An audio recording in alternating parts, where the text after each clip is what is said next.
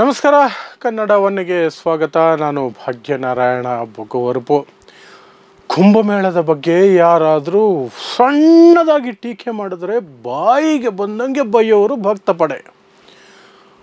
ಅದಕ್ಕೂ ನೀಚತನದಲ್ಲಿ ಪ್ರವರ್ತನೆ ಮಾಡ್ತಿದ್ದಿದ್ದು ಮಾಧ್ಯಮಗಳು.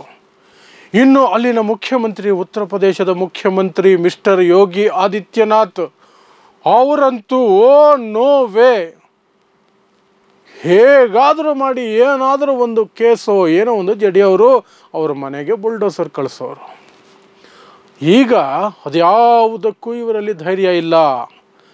ಬುಲ್ಡೋಸರ್ ಕಳಿಸೋದು ಬಿಡಿ, ಅರೆಸ್ಟ್ ಮಾಡಿಸೋದು ಬಿಡಿ, ಕೇಸ್ ಹಾಕೋದು ಬಿಡಿ, ಬಾಯಿ ಮಾತಿನಲ್ಲಿ ಅದನ್ನು ವಿರೋಧಿಸುವ ಧೈರ್ಯ ಕೂಡ ಯೋಗಿ ಆದಿತ್ಯನಾಥ್ ಅವರಿಗೆ ಇಲ್ಲ.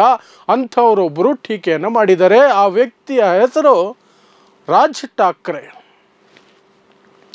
ಮಹಾರಾಷ್ಟ್ರ ನವನಿರ್ಮಾಣ ಸೇನಾ MNS ಅನ್ನುವಂತಹ ಪಕ್ಷದ ರಾಜ್ ಠಾಕ್ರೆ BJPಯ ಅಲೈ, BJPಯ ಮೈತ್ರಿ.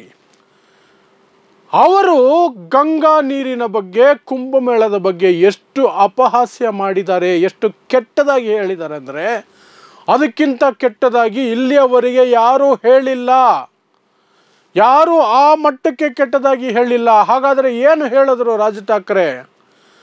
ನನಗೆ ಒಬ್ಬರು ಗಂಗಾ ನದಿಯಿಂದ ಕುಂಭಮೇಳದ ಸಂದರ್ಭದಲ್ಲಿ ನೀರು ತಂದು ಕೊಟ್ಟಿದ್ದಾರೆ. ಅದನ್ನು ಕುಡಿಯೋದಿರಲಿ, ಮುಟ್ಟೋದು ಇಲ್ಲ ನಾನು, ಅಷ್ಟು ಕೊಳಕದು, ಅದನ್ನು ಯಾರಾದರೂ ಮುಟ್ಟಕ್ಕಾಗತ್ತಾ? ನಾನು ವಿಡಿಯೋಗಳನ್ನು ನೋಡಿದೆ ಕುಂಭಮೇಳದ್ದು, ಆ ನೀರಿನಲ್ಲಿ ಎಷ್ಟು ಕೊಳಕು ಮಾಡ್ತಿದ್ದಾರೆ ಅಂತ ಹೇಳಿ ಅವರು ಮಾಡೇ ತೋರಿಸ್ಬಿಟ್ರು. ಏನೇ ಹಿಂಗೆಲ್ಲ ಉಜ್ಜಿ ತೊಳಿತಾರೆ, ಹಿಂಗೆಲ್ಲ ಉಜ್ಜಿ ತೊಳಿತಾರೆ ಆ ನೀರಲ್ಲಿ. ಆ ನೀರನ್ನ ಮುಟ್ಟೋದ? ಛೇ ಸಾಧ್ಯನೇ ಇಲ್ಲ. ಬೇರೆ ದೇಶಗಳಲ್ಲಿ ನದಿಗಳನ್ನು ನದಿಗಳ ಹಾಗೆ ನೋಡ್ತಾರೆ, ಹಾಗಾಗಿ ಅದು ಸ್ವಚ್ಛವಾಗಿದೆ. ಇಲ್ಲಿ ಮಾತೆ ಅಂತಾರೆ, ಇಷ್ಟು ಗಲೀಜಿಟ್ಕೊಂಡಿದ್ದಾರೆ. ಇಷ್ಟು ಮಾತುಗಳನ್ನು ಬೇರೆ ಯಾರಾದರೂ ಆಡಿದ್ದಿದ್ರೆ, BJPಯ ಸಖ್ಯ ಮಾಡದ BJP ವಿರೋಧಿಗಳು, ಅದು ಯಾರೇ ಆಗಿರಲಿ, ಪತ್ರಕರ್ತ ಆಗಿರಲಿ, ಸಾಮಾಜಿಕ ಕಾರ್ಯಕರ್ತ ಆಗಿರಲಿ, ಒಬ್ಬ ಡಾಕ್ಟ್ರೇ ಆಗಿರಲಿ, ಎನ್ವೈರ್ನಮೆಂಟಿಸ್ಟ್ ಆಗಿರಲಿ, ಸೈಂಟಿಸ್ಟ್ ಆಗಿರಲಿ, ನೋ ವೇ. ಇಷ್ಟೊತ್ತಿಗೆ ಅವ್ರ ಮನೆ ಮೇಲೆ ದಾಳಿ ಆಗಿರೋದು, ಭಕ್ತಪಡೆ ದಾಳಿ ಮಾಡಿರೋದು, ಪೊಲೀಸರು ದಾಳಿ ಮಾಡಿರೋರು ಅರೆಸ್ಟ್ ಆಗಿರೋದು, ಮನೆ ಮುಂದೆ ಬುಲ್ಡೋಸರ್ ನಿಂತಿರೋದು ಮನೆ ಕೆಡವೋದಕ್ಕೆ. ಆದರೆ ಈಗೆಲ್ಲೋಯ್ತು ಮಿಸ್ಟರ್ ಯೋಗಿ ಆದಿತ್ಯನಾಥ್ ಅವರ ಪೌರುಷ? ಬರೋದಿಲ್ಲ, ಸಾಧ್ಯನೇ ಇಲ್ಲ. ಯಾಕೆಂದರೆ ರಾಜ್ ಠಾಕ್ರೆನ ಮುಟ್ಟೋಕ್ಕೆ ಇವ್ರಿಗೆ ಧೈರ್ಯ ಇಲ್ಲ. ಮುಟ್ಟೋದು ಬಿಡಿ, ಒಂದು ಕೇಸ್ ಹಾಕೋದಕ್ಕೂ ಧೈರ್ಯ ಇಲ್ಲ.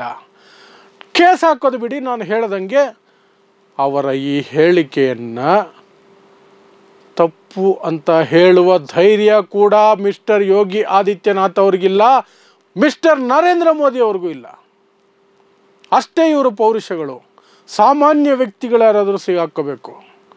ಅದೇ ಯಾರೋ ತರಕಾರಿ ಮಾರೋನು, ಹಣ್ಣು ಮಾರೋನು, ಯಾರೋ ಕೂಲಿ ಕೆಲಸ ಮಾಡೋನು, ಪಂಚರ್ ಅಂಗಡಿಯವನು, ಏನೋ ಜೀವನೋಪಾಯ ಕಟ್ಕೊಳ್ತಿರೋ ಬಡವರಾಗಿದ್ದರೆ ಅವ್ರ ಮನೆಗಳನ್ನು ಉರುಳಿಸ್ರಿ, ಅವ್ರ ಕುಟುಂಬನ ಬೀದಿಗೆ ತಗೊಂಬಂಡ್ರಿ, ಇಲ್ಲ ಸಲ್ಲದ ಕೇಸುಗಳಾಕಿ, ಇನ್ನೂ ಹೆಚ್ಚಿಗೆ ಜಿಗಿದಾಡಿದ್ರೆ ಎನ್ಕೌಂಟರ್ ಮಾಡಿ ಬಿಸಾಕಿ. ಈಗೇನ್ರಿ ಮಾಡ್ತೀರಿ? ಸದ್ದೇ ಇಲ್ಲ, ಶಬ್ದನೇ ಇಲ್ಲ. ಇನ್ನು ಈ ಕೊಳಕು ಮನುವಾದಿ ಮಾಧ್ಯಮಗಳು, ಗೋಧಿ ಮಾಧ್ಯಮಗಳು, ಇದರ ಬಗ್ಗೆ ಸುದ್ದಿನೇ ಇಲ್ಲ, ಸೈಲೆಂಟ್. ಮಾತಾಡೋ ಧೈರ್ಯನೇ ಇಲ್ಲ. ಯಾಕೆಂದರೆ MNS ಕಾರ್ಯಕರ್ತರು ಸ್ಟುಡಿಯೋಗೆ ನುಗ್ಗಿ ಹೊಡಿತಾರೆ. ಅವರು ಈ ಹಿಂದೆನೂ ಸಾಕಷ್ಟು ಬಾರಿ ಮಾಡಿದ್ದಾರೆ. ಮಹಾರಾಷ್ಟ್ರದಲ್ಲಿ ಉತ್ತರ ಪ್ರದೇಶ ಅವ್ರನ್ನ, ಬಿಹಾರ ಅವ್ರನ್ನ ಇಟ್ಟಾಡಿಸ್ಕೊಂಡು ಹೊಡಿತಾ ಇರ್ತಾರೆ. ಆಗಾಗ ಏನಕ್ಕರೋ ಬರ್ತೀರಾ ನಮ್ಮ ರಾಜ್ಯಕ್ಕೆ ಭಿಕ್ಷೆ ಬೇಡೋಕ್ಕೆ ಅಂತ ನೇರವಾಗಿ ರಾಜ್ ಠಾಕ್ರೆ ಕೇಳೋದು ಸ್ಟೇಜ್ ಮೇಲೆ ನಿಂತ್ಕೊಂಡು. ಆದರೂ ರಾಜ್ ಠಾಕ್ರೆನ ಏನೂ ಮಾಡೋಕ್ಕೆ ಇವ್ರ ಕೈಲಾಗಲ್ಲ. ಬಡವರು ಸಿಕ್ಕಿರಬೇಕಿತ್ತು, ಅಮಾಯಕರು ಸಿಕ್ಕಿರಬೇಕಿತ್ತು, ಅಥವಾ ಸತ್ಯ ಹೇಳೋರು ಯಾರಾದರೂ ಸಿಕ್ಕಿರಬೇಕಾಗಿತ್ತು. ಉತ್ತರ ಪ್ರದೇಶದ ಸ್ಕೂಲ್ನಲ್ಲಿ ಮಿಡ್ ಡೇ ಮೀಲ್ಸ್ ಕೊಡೋದಕ್ಕೆ ಶಕ್ತಿ ಇಲ್ಲ ಸರ್ಕಾರಕ್ಕೆ. ಬರೀ ಚಪಾತಿ ಕೊಡ್ತಾರೆ, ಅದಕ್ಕೆ ನೀರು ಉಪ್ಪು ಹಾಕಿ ಕೊಡ್ತಾರೆ ನೆಂಚ್ಕೊಳ್ಳೋಕ್ಕೆ ಅಥವಾ ಅದ್ಕೊಳ್ಳೋದಕ್ಕೆ ಅಂತ ಸತ್ಯವನ್ನು ವರದಿ ಮಾಡಿದಂತಹ ಪತ್ರಕರ್ತರನ್ನು ದೇಶದ್ರೋಹದ ಅಡಿಯಲ್ಲಿ ಕೇಸ್ ಹಾಕಿ ಜೈಲಿಗೆ ಕಳಿಸಿದರು. ಸರ್ಕಾರದ ವಿರುದ್ಧ ಅಪಪ್ರಚಾರ ಮಾಡ್ತಿದ್ದಾರೆ, ಪ್ರಜೆಗಳನ್ನು ಎತ್ತಿ ಕಟ್ಟುವಂತಹ ಕೆಲಸ ಮಾಡ್ತಿದ್ದಾನೆ ಈ ಪತ್ರಕರ್ತ ಅಂತ. ಇವತ್ತು ಗಂಗಾ ನದಿಯ ಬಗ್ಗೆ, ಕುಂಭಮೇಳದ ಬಗ್ಗೆ ಯೋಗಿ ಆದಿತ್ಯನಾಥ್ ಭಾಷಣ ನೆನಪಿದೆಯಾ?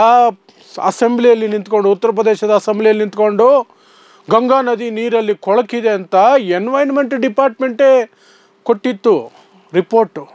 ಮಲದ ವೈರಾಣು ಇದೆ, ಅದರ ಅಂಶಗಳು ಇದೆ ಅಂತ ಹೇಳಿದಾಗ ಇದೇ ಆದಿತ್ಯನಾಥ್ ಅವರನ್ನು ಇಡಿಯಟ್ಸ್ ಅಂತ ಕರೆದಿದ್ರು. ಯಾರವರು? ಅದು ಸರ್ಕಾರಿ ಸಂಸ್ಥೆ, ಅದು ಕೊಟ್ಟಿದ್ದು, ವರದಿ ಕೊಟ್ಟಿದ್ದು. ಪ್ಲಸ್ ಕೊಳಕಿದೆ ನೀರಲ್ಲಿ ಅಂತ ಹೇಳಿದವ್ರನ್ನ ಹಂದಿಗಳು ಅಂತ ಕರೆದಿದ್ರು ಆದಿತ್ಯನಾಥ್. ಹಂದಿಗಳಿಗೆ ಕೊಳಕೆ ಕಾಣೋದು. ಆ ನೀರು ಸ್ನಾನ ಮಾಡೋಕ್ಕೆ ಮಾತ್ರ ಅಲ್ಲ, ಕುಡಿಯೋಕ್ಕೂ ಯೋಗ್ಯ ನೀರು ಅಂತ ಆದಿತ್ಯನಾಥ್ ಅವತ್ತು ಅಸೆಂಬ್ಲಿಯಲ್ಲಿ ನಿಂತ್ಕೊಂಡು ರಾಜಾರೋಷವಾಗಿ ಹೇಳಿದರು. ಈಗ ಅದೇ ಅಸೆಂಬ್ಲಿಯಲ್ಲಿ ನಿಂತ್ಕೊಳ್ಳಿ ಅಥವಾ ಎಲ್ಲಿ ಬೇಕಾದ್ರೂ ನಿಂತ್ಕೊಂಡು ಹೇಳಿ ನೋಡೋಣ, ಅದೇ ಮಾತು ಹೇಳಿ, ಹಂದಿಗಳಿಗೆ ಕೊಳಕೆ ಕಾಣೋದು ಅಂತ. ರಾಜ್ ಠಾಕ್ರೆ ಹೇಳಿದಾರಲ್ಲ, ಆ ನೀರಲ್ಲಿ ಸ್ನಾನ ಮಾಡೋದ, ಅದನ್ನು ಮುಟ್ಟೋದು ಇಲ್ಲ, ನಾನು ಮುಟ್ಟೋದು ಇಲ್ಲ. ಅಲ್ಲಿ ಇಲ್ಲಿ ಎಲ್ಲ ಹಾಕಿ ಕೈ ಹಾಕಿ ಉಜ್ಜಿ ಸ್ನಾನ ಮಾಡ್ತಿದ್ರು. ನಾನು ವಿಡಿಯೋಗಳು ನೋಡಿದೆ, ಸಾವಿರಾರು ಜನ ಸೇರಿದ್ರು, ಎಲ್ಲ ನಗ್ತಾ ಇದ್ರು, ಪ್ರೇಕ್ಷಕರು ಎಲ್ಲ ನಗ್ತಾ ಇದ್ರು. ಅಷ್ಟು ಅಪಹಾಸ್ಯ ಮಾಡಿದ್ರು ಸಹ ಏನೂ ಸಮಸ್ಯೆ ಇಲ್ಲ ಅವ್ರಿಗೆ, ಏನೂ ಸಮಸ್ಯೆ ಇಲ್ಲ. ಇದೇ ಇವರ ಪೌರುಷ, ಇದೇ ಇವರ ನಿಜವಾದ ಧರ್ಮ ಭಕ್ತಿ. ಇದು ಕೇವಲ ರಾಜಕೀಯ ನಾಟಕ ಅಷ್ಟೇ, ಅದನ್ನು ಅರ್ಥ ಮಾಡ್ಕೊಳ್ಳಿ ಅಂತಲೇ ನಾನು ಇದನ್ನು ಹೇಳ್ತಾ ಇರೋದು. ಅವರಿಗೆ ನಿಜವಾಗ್ಲೂ ಧರ್ಮದ ಮೇಲೆ ಅಷ್ಟು ಪ್ರೀತಿ ಭಕ್ತಿ ಇದ್ದಿದ್ರೆ ಟೀಕೆ ಮಾಡಿದವರು ಯಾರೇ ಆಗಿರಲಿ ಒಂದೇ ರೀತಿ ಕ್ರಮ ಇರಬೇಕಾಗಿತ್ತು. ಆದರೆ ಇಲ್ಲ, ರಾಜ್ ಠಾಕ್ರೆ ವಿಚಾರವಾಗಿ ಅದ್ರ ಬಗ್ಗೆ ಇಲ್ಲವೇ ಇಲ್ಲ, ಸಬ್ಜೆಕ್ಟೇ ಇಲ್ಲ, ಅದು ಔಟ್ ಆಫ್ ಸಿಲೆಬಸ್, ಅದು ಔಟ್ ಆಫ್ ಸಿಲೆಬಸ್. ಇಷ್ಟೇ ಇವರ ಹಿಂದುತ್ವ, ಇಷ್ಟೇ ಇವರ ಪೌರುಷ. ಅರ್ಥ ಮಾಡ್ಕೊಳ್ಳಿ, ದೇಶಕ್ಕೆ ಉಸಿರಾಡೋದಕ್ಕೆ ಅವಕಾಶ ಮಾಡಿಕೊಡಿ. ನೋಡ್ತಾ ಇರಿ ಸಮ ಸಮಾಜಕ್ಕಾಗಿ ಕನ್ನಡ 1 ನ್ಯೂಸ್. ನಮಸ್ಕಾರ.